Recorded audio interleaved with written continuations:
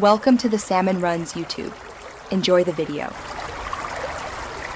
You start by signing into the exact Microsoft account that pays for Game Pass.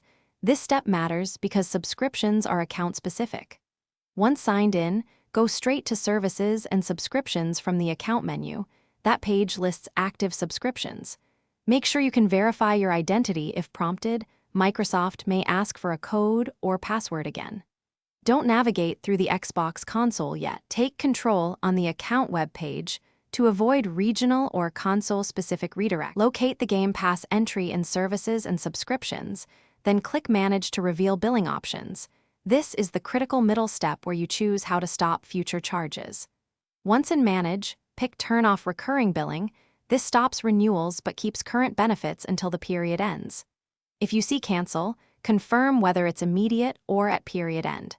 Make sure you read the confirmation wording. It tells you whether you keep access until the subscription expiry or lose it right away. After choosing to turn off recurring billing, confirm the action and save any confirmation number or screenshot. This proves you prevented further charges. Check your email for a cancellation notice that lists the subscription end date so you know when access ends. If the option isn't available or changes, don't apply, sign out and sign back in, clear browser cache, or try a private window.